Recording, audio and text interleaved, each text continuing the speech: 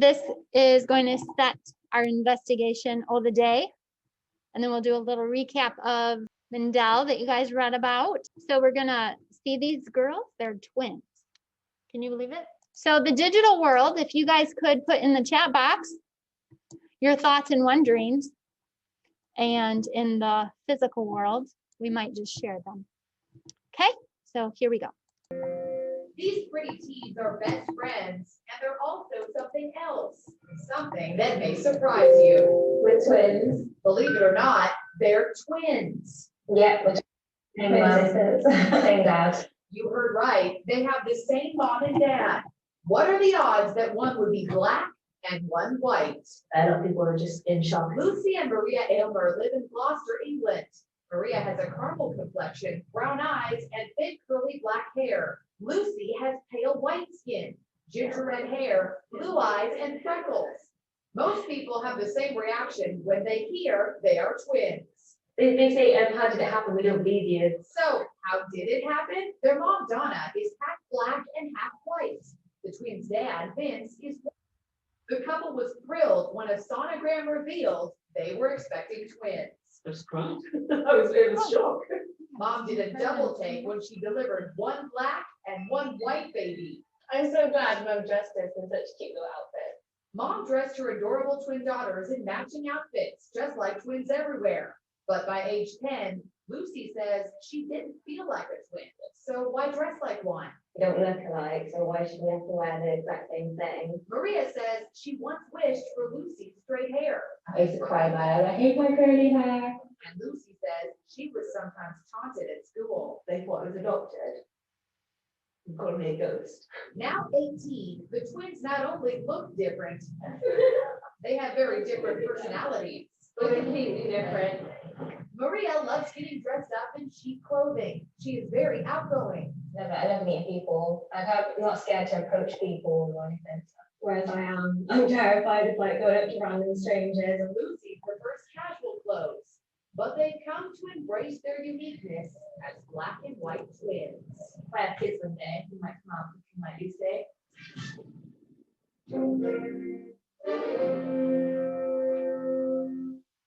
So in the chat box, my friends out there in the virtual world, what do you think? What are your thoughts? What are your wonderings? So what do you think? How could they be twin? Yeah.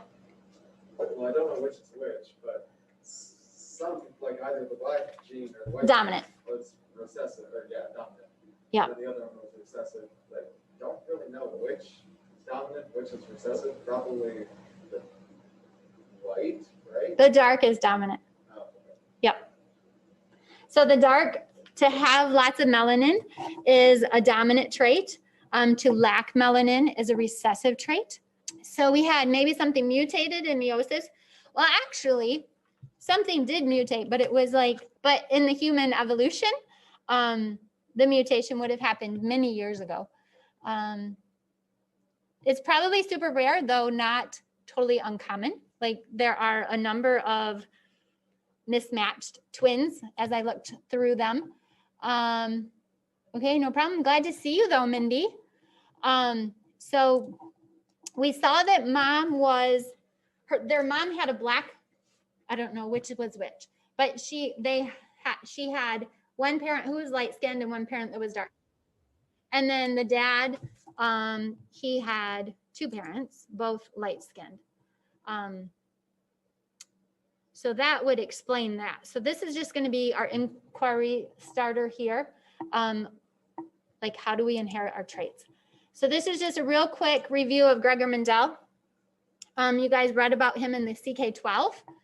And in the CK12, you probably talked about the fact that it was quite a while ago that Mendel was around, 1820s. And the reason why that's relevant, you would never have to tell me that year, but it puts it in perspective in the fact that we didn't know about DNA at the time.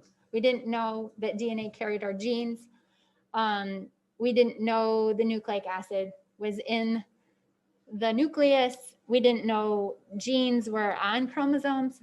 Okay, so he's studying a generic trait, and he referred to a factor, like there was a controlling factor. We now would call it genes, and we would call different versions of the genes alleles. Okay, So he studied pea plants, and we're going to go just a little bit through the pea plants because that's how we got the laws that govern inheritance. So he did thousands of experiments breeding pea plants. And from that, he was the first to use math to create probabilities and predict or to make predictions based on inheritance patterns. And these inheritance patterns we can continue to use today. And you kind of investigated that a little bit yesterday with your mouse, right? So we're going to talk about two of those rules. And the first one comes from this true breeding population. So to start his experiment, he had two breeding populations, say with flower color. And true breeding is the same as saying purebred, right? It means that they will only ever produce one type of plant. So a purple flowering plant that is purebred or true breeding will only produce purple flowering plants. So that's how that came to be. So the same was true with white. So he self-pollinated until he had a line of flowers that only produced purple and a line that only produced white. And then he cross-pollinated them. So he crossed the purple flower with the white flower, and he got only purple flowers. Now, he probably expected at first that he'd get some white flowers, right? But he only got purple flowers. The same as when you cross the black mouse and the white mouse, and all you got was black mice. So this led him to the idea of dominant and recessive, which Cody was talking about before. So a dominant trait is one that will show if it is present. Okay, so alleles are those factors. The alleles are different forms of genes. So there's an allele for purple flowers, and we'll use a big P to represent that. And there's an allele for white flowers, and we'll use the little p to represent that, okay? So the dominant shows no matter what. The recessive only shows if two recessive traits are there, because if it's paired with a dominant trait, the dominant trait will be masking it, okay? So he saw that the purple and the white, the purple overrode the white, overruled it, and all you got was purple. So there he would say the purple was dominant and the white was recessive. Okay, so that's our first keen rule, the law of dominance. A gene is a segment of DNA. This is our chromosome. So here is where you find the gene for flower color. That flower color comes in various forms. The different forms of the genes you call alleles. So looking at your worksheets yesterday, there was a mix between those of us who seemed to have background and understood what an allele was, a single letter, and those of us who haven't had as much background or was new to it or just didn't understand yet. Because I was either getting worded traits or double letters, which would be a genotype, and then a good number of people that would have a single letter, which was what I was looking for. Okay, so a gene is found on a certain spot. You call it the loci of the chromosome, like location. And the different forms are the alleles. And we use different letters to represent those different forms. So law of dominance, thousands and thousands of breedings he did. And he found 7 traits within his peas that consistently showed one or the other trait, okay?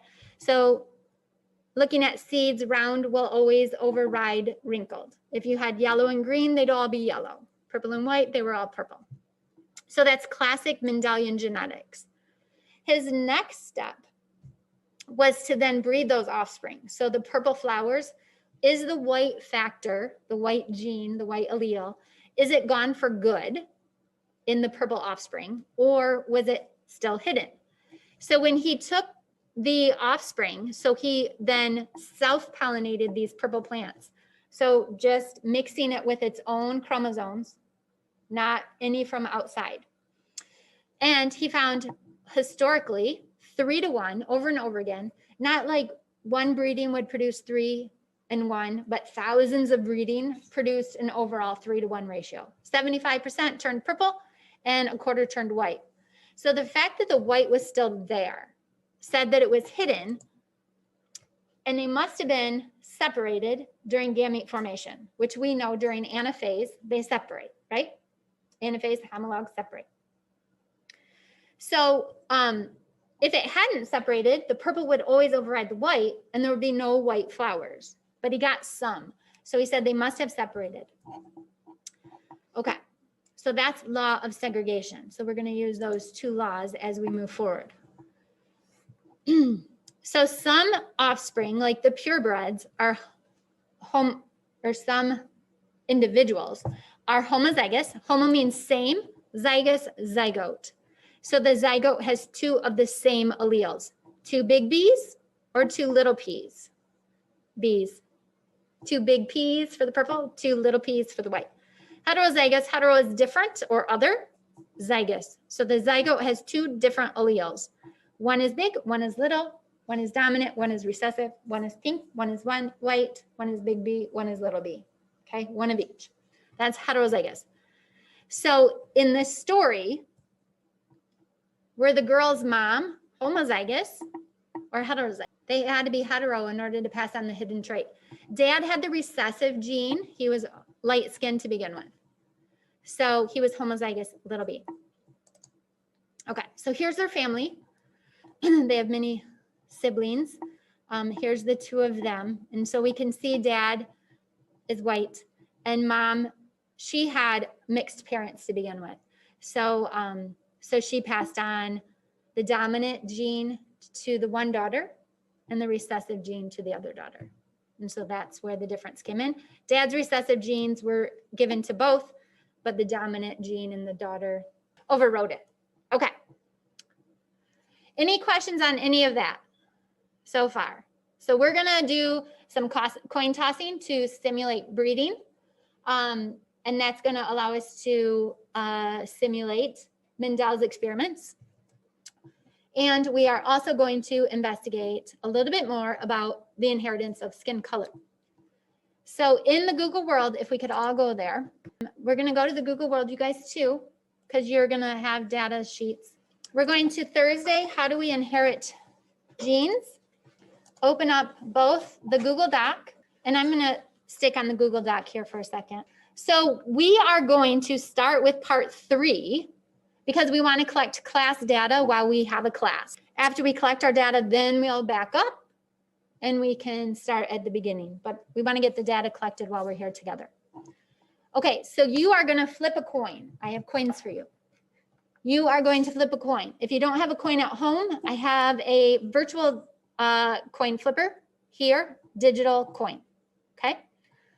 You are going to be partnered with somebody in the digital world. You'll have a break. In the classroom, you will be able to yell across the table. So you're going to flip a coin. So let's say Kylie and Taylor are partners. Kylie's going to flip a coin. Heads up, it's going to be a capital A. Tails, lowercase a. This is written in there, so if you forget. So Kylie's going to flip hers. It's heads up. She's going to put a big A. Taylor flips hers. Heads up. She's also going to put a big A. Okay? So you'll do that. You're going to have 4 different families. Each of the families have 4 children. So you're going to collect 6. You're going to flip your coin 16 times. Once you've done all of your coin flipping, you are going to go to the class data and you're going to record your class data here. Mac and Snook, that's the last one from the last class. So we'll start under them. So you're going to record your data. We're just jumping to that first so we can get the whole class data because one group alone is just chance. Repeated chances over and over again create probability. Okay, so we need to collect a lot of data. So we're just going to do the data collection first while we're here, and then you can go back up and start from the beginning. What questions do you have?